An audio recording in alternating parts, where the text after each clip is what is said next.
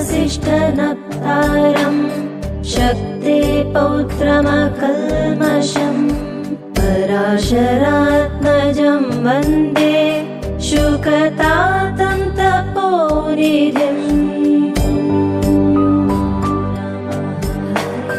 व्यासाय विष्णुरूपाय व्यासरूपाय विष्णवे नमो वै ब्रह्मनिधये वासिष्ठाय नमो नमः।